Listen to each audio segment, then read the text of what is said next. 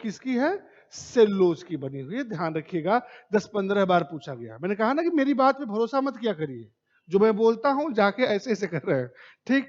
जाके घर जाके क्रॉस चेक करिएगा कि जो बोल रहे हैं वो सही बोल रहे हैं, सही में पूछा गया है कि नहीं पूछा गया है, ठीक?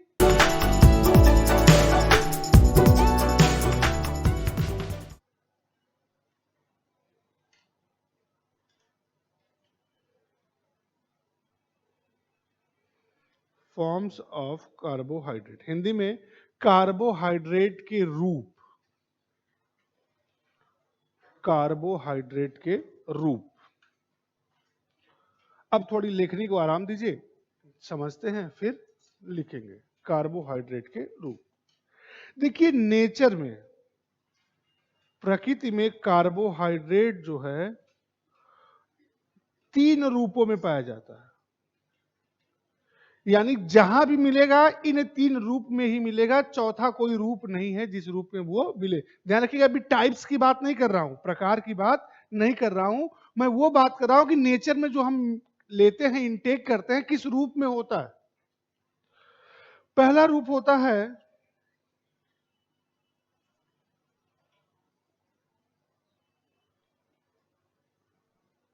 सेलुलोज का,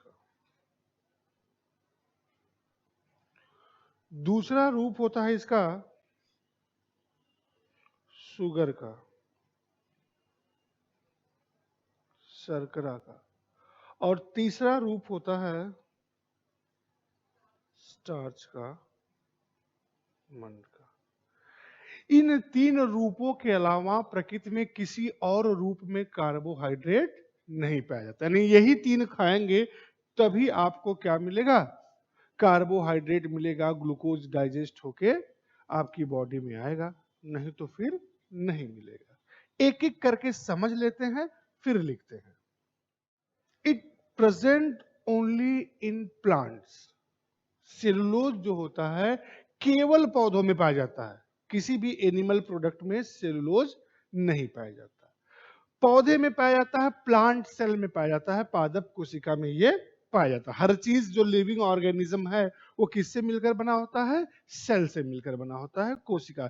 कोई भी सजीव हो, चाहे पेड़ पौधे हो, हम हो, बैक्टीरिया हो, कुछ भी हो, वो किससे मिलकर बना होता है? सेल से मिलकर बना होता है। सेल बायोलॉजी हम लोग आगे देखेंगे, ठीक है? तो ये कहां होता है? ये सेल के सेल वॉल में होता है, समझिएगा।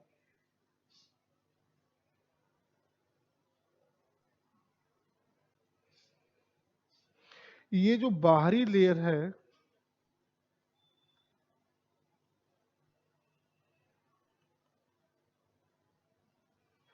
तो ये जो बाहरी लेयर होती है प्लांट सेल की, उसे कहते हैं सेल वॉल, हिंदी में कहते हैं कोशिका भित्ति। और ये कोशिका भित्ति किसकी बनी होती है? सेलुलोज। आपके पीसीएस के एग्जाम में सॉल्व पेपर देखिएगा, कम से कम 10 से 15 बार पूछा गया है। कैसे पूछा था क्वेश्चन? कि प्लांट सेल एनिमल सेल से डिफरेंट होती है बिकॉज ऑफ व्हाट? किसके कारण दोनों में अंतर होता है? तो वो होता है सेल वॉल के कारण। ये सेल वॉल जो है ये पादप कोशिका में पाई जाती है, जंतु कोशिका में नहीं पाई जाती। दोनों सेल में डिफरेंस का मेन क्या है?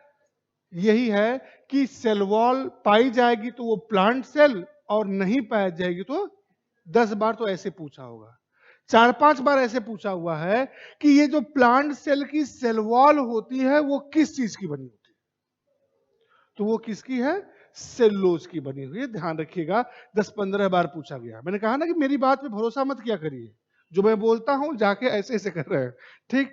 जाके घर जाके क्रॉस चेक करिएगा कि जो बोल रहे हैं वो सही बोल रहे हैं, सही में पूछा गया है कि नहीं पूछा गया है, ठीक? अब समझिएगा इसके साथ, ये it is the highest occurring form of carbohydrate in nature.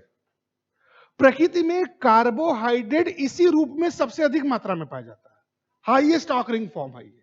क्यों? क्योंकि प्लांट्स बहुत है, सारे प्लांट में सेल वॉल होगी, सेल होगी, सेल वॉल होगी, तो ये सबसे पाया जाता है। लेकिन हमारे आपके साथ एक ट्रेजेडी हो गई। हमारे आपके साथ एक ट्रेजेडी हो गई। क्या ट्रेजेडी हो गई? We are unable to digest it. हम इसका पाचन नहीं कर पाते। But our domestic animal can. Our domestic animals can. क्यों वो डाइजेस्ट कर पाते हैं, क्यों हम नहीं कर पाते? भाई धरती के इस अर्थ पे सबसे डेवलप्ड और सबसे डेंजरस एनिमल तो हम आप है। कभी भी पूछा जाए कि धरती का सबसे खतरनाक जानवर कौन है, तो आप निसंकोच अपना नाम ले सकते हैं। मानव ही है। तो जो सबसे डेवलप्ड एनिमल है वो नहीं डाइजेस्ट कर पा रहा है, और उससे कम जो डेवलप या अंडर डेवलप्ड हैं वो डाइजेस्ट कर पा रहे हैं। क्यों? क्योंकि जब हम कभी जानवरों की तरह, दूसरे जानवरों की तरह रहते थे, दूसरे जानवरों की तरह खाते थे, तो पहले पचा भी लेते थे। Our ancestors can able to digest it. हमारे जो पूर्वज हैं इसको पचा लेते थे। क्यों पचा लेते थे? क्योंकि वो जानवरों की तरह रहते थे, खाते थे और डाइजेस्ट करते थे। ये जो development because of the invention of fire और फूड बिहेवियर चेंज, जब से आग की खोज हुई, हमारा भोजन करने का तरीका चेंज हो गया, बदल गया। अब हम कुक करके खाना शुरू करने लगे, बना के खाना शुरू करने लगे। तो क्या लगता है कि जब हम खाना पका के खाना शुरू करने लगे तो उसी समय फ्राइंग पैन, कढ़ाई, कुकर सब आ गया था? नहीं। नॉर्मली हम रोस्ट करके खाते थे। नॉर्मली क्या है? रोस्ट करके खाएंगे, पका के खाएंगे। तो सपोज दैट मैं आपका खाना हूं, सपोज दैट मैं आपका खाना हूं, मुझे कुक करना है, आपको रोस्ट करना है, जलाओगे तो सबसे पहले क्या जलेगा? क्या जलेगा? स्किन। स्टूडेंट वाला ये नहीं जलेगा? यानी आपको बोलना था, आप यहां पे तो स्किन पहले जलेगी, लेकिन यहां पे ये जलेगा और यहां पे ये जलेगा। मींस स्मार्ट स्टडी कहती है आपको एस्पिरेंट बनोगे तो कहोगे outer most layer of your body. Skin और कपड़ा कुछ बोलना नहीं है। जो शरीर पे सबसे बाहरी परत होगी, जो वही क्या है? सबसे पहले जलेगी, यही जलेगी ना। तो अब हम प्लांट प्रोडक्ट को कुक करने लगे, तो प्लांट सेल का सबसे बाहरी भाग क्या है? सेल वॉल है। इसको हम डिस्ट्रॉय करके खाना शुरू कर दिए। अब कोई काम छोड़ दो, किसी भी अंग से आप काम लेना छोड़ देंगे तो धीरे धीरे वो काम करना कम कर देता है, कुछ समय बाद बंद कर देता है। जैसे आप देखोगे, आप 9, 10, 12 में रहे होंगे, कैलकुलेशन बहुत तेज करते होंगे। क्या अब क्या सब भूल गए? नहीं भूल गए। लेकिन अब क्या होता है, देखते होगे आपके पिता को कैलकुलेशन करना होता होगा तो आपको बुला लेंगे, आपसे छोटे भाई बहन होंगे 10, 12 में, उसको बुलाएंगे तो जोड़ो तो फटाफट। क्यों? क्योंकि धीरे धीरे वो अपने ब्रेन को उस कैलकुलेशन वाले पार्ट से रेस्ट दे रहे हैं। विजडम आईक्यू उनके में डेवलप हो रहा है, एनालिटिकल आईक्यू नहीं। याद है विजडम आईक्यू और एनालिटिकल आईक्यू? Artificial intelligence. मैं उन लोगों से बात कर रहा हूं जो आर्टिफिशियल इंटेलिजेंस पढ़ चुके हैं। इंटेलिजेंस, बुद्धिमत्ता। याद आ रही बात? कितने लोग थे क्लास में? कल तो आधी क्लास हाथ उठाई थी, आज धीरे धीरे हाथ कम। भाई नाम तो मुझे नहीं पता है, लेकिन कितना भी मास्क लगा लोगे, चेहरा देख के पहचान जाऊंगा मैं भी कि आप क्लास में थे कि नहीं थे। मीन्स कैलकुलेटिंग कैपेसिटी वो धीरे धीरे उनमें कम होने लगती है। तो सपोज दैट जैसे कभी किसी का एक्सीडेंट हुआ इसमें, चलिए लाइव एग्जांपल समझाते हैं जिसे फील कर सकते हो। नहीं हुआ किसी का? कुछ लोगों का हुआ है। जिसका नहीं हुआ है ऊपर वाला ना करे कि हो। ठीक। कभी हाथ पैर टूटा है? ठीक। या किसी का हुआ होगा तो घर में, रिलेटिव्स में, फ्रेंड सर्किल में देखे होंगे। तो सपोज दैट आज मैं क्लास के बाद सीढ़ी से उतर रहा था, मेरा बायां हाथ स्लिप कर गया, मैं सीढ़ी पे, बायां हाथ टूट गया। दाहिने हाथ से कल फिर लिखना है ना। ठीक। अब नॉर्मल प्रोसीजर क्या है आप समझिए, बताइए। ये टूट गया, मैं डॉक्टर के पास जाऊंगा, डॉक्टर क्या करेगा? इसको प्लास्टर लगा देगा। 30 दिन, 45 दिन, जितना क्रैक होगा। प्लास्टर लगाने का सेंस क्या होता है? Complete rest. अब इससे कोई भी फंक्शन आपको नहीं करना। 30 दिन, 45 दिन इससे काम नहीं लेते हैं। 45 दिन बाद जब प्लास्टर कटता है या 30 दिन बाद प्लास्टर कटता है तो ये काम करना अपना भूल चुका होता है। इसको फिर हम फिजियोथेरेपी एक्सरसाइज से याद दिलाते हैं कि कुछ तुम्हारे अंदर ताकत थी, कुछ काम करते थे। देखिए अगर कभी टूटा होगा तो फील किए होंगे या किसी का देखे होंगे, यानी फिजियोथेरेपी एक्सरसाइज करवाना पड़ता है ना। 30 दिन में ये काम करना भूल गया, ये तो 30,000 साल 30 लाख साल पहले की बात है। तो जीन, अब आपको होगा कि सर अगर 30,000 साल या एंसेस्टर्स जो हमारे थे जब ये डाइजेस्ट करते थे तो डाइजेशन किस ऑर्गन से करते थे? सबसे पहले तो ये समझना होगा ना कि मैं इतना सब कहानी बता लिया, ये मुझे पहले बताना था, भूल गया कि जब हमारे एंसेस्टर्स इसको डाइजेस्ट करते थे बट हम नहीं कर पाते, तो हमारे एंसेस्टर्स में ऐसा कौन सा ऑर्गन था which are able to digest it? तो वो ऑर्गन का नाम है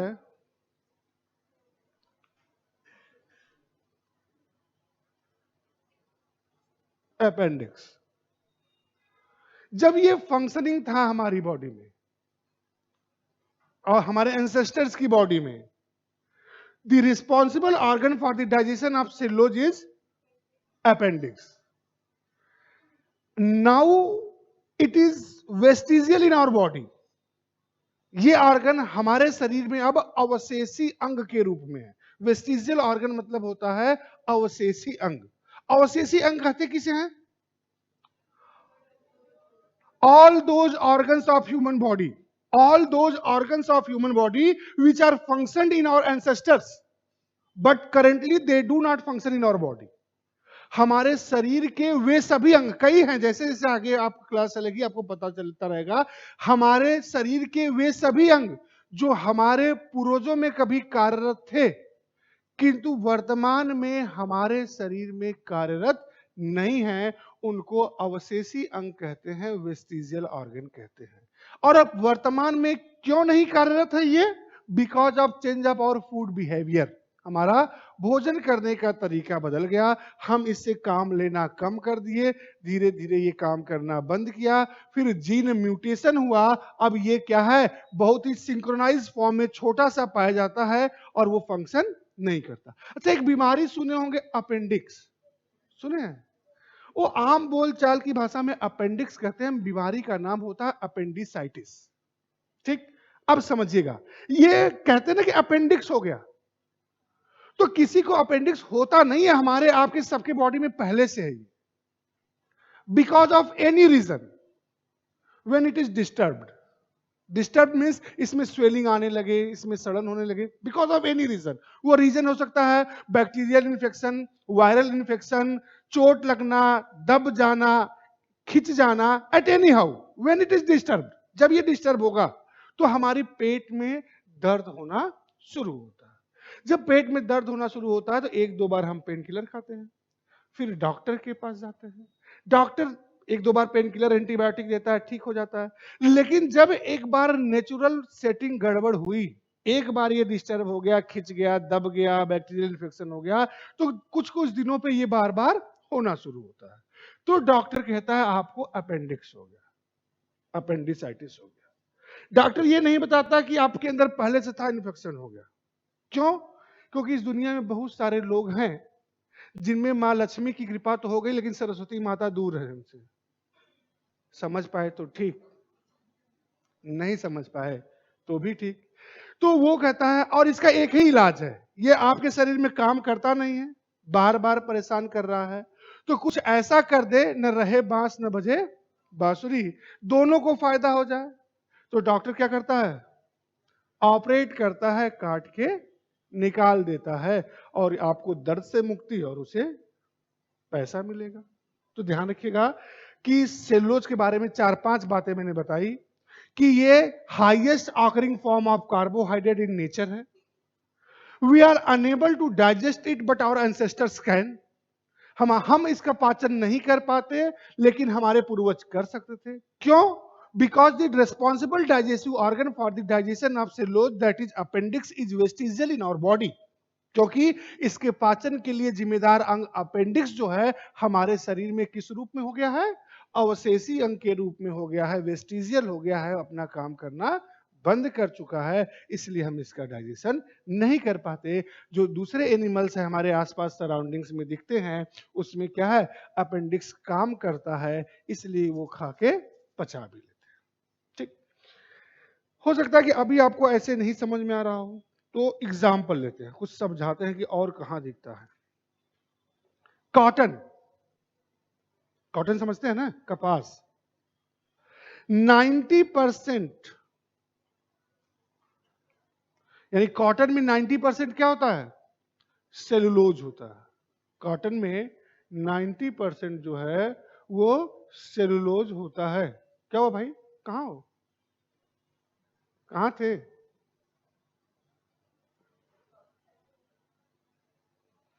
ठीक। इसके बाद पेपर जो आपके सामने है, पेपर में अप्रॉक्स 25 to 50% जो होता है सेलुलोज होता है। जो सबसे रद्दी पेपर होगा उसमें सबसे कम सेलुलोज।